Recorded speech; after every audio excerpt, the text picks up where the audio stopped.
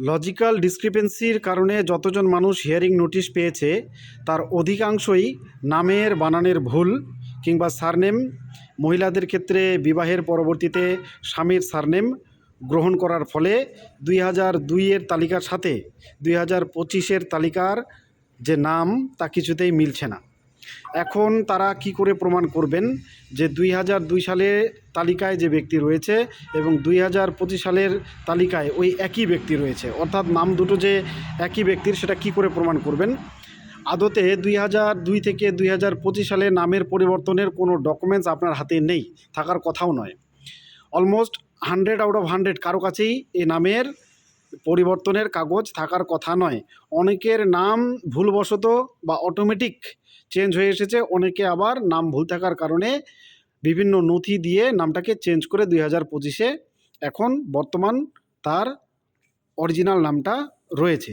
তো দুটো ক্ষেত্রেই কিন্তু আপনার 2002 সালের তালিকার সঙ্গে 2025-এর তালিকা কিছুতেই মিলছে না।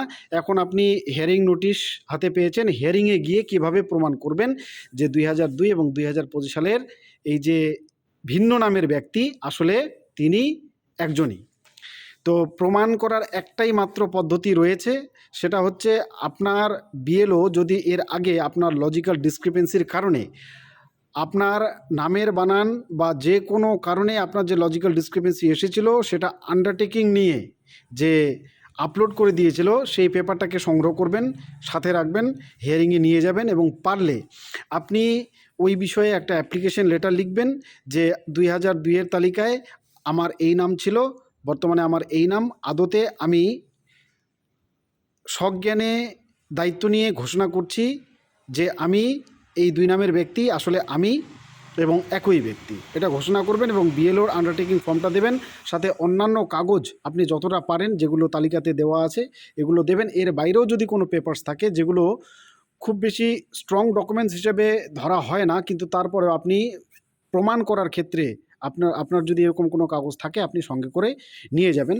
এবং এসআইআর সম্পূর্ণ প্রক্রিয়াটি কিভাবে আপনি করবেন, শুরু থেকে শেষ অবধি কী কী ডকুমেন্টস আপনি সঙ্গে রাখবেন, কিভাবে ডকুমেন্টসগুলো সাজাবেন, তাহলে সাহেবরা বিরক্ত হবে না এবং আপনার হিয়ারিংটা সুন্দর হবে, সেটা বিস্তারিত আমি আলোচনা করেছি। ভিডিওটা অনেক লম্বা, তাই এখানে আলোচনা করা সম্ভব নয়। আমি তার লিঙ্ক কমেন্ট বক্সে দিয়ে দিচ্ছি, যদি আপনাদের ইচ্ছে হয় আপনারা দেখে নিতে পারেন। 6 জনের বেশি প্রজনি ম্যাপিংয়ের যে সমস্যাটা সেটাও সেখানে আলোচনা হয়েছে এবং আপনার কেউ যদি বাইরে থাকে তার হিয়ারিং যদি অন্য কেউ করতে যান সে সম্পর্কিত কাগজও ওখানে দেওয়া আছে এবং আলোচনাটাও সুন্দর করে করা আছে।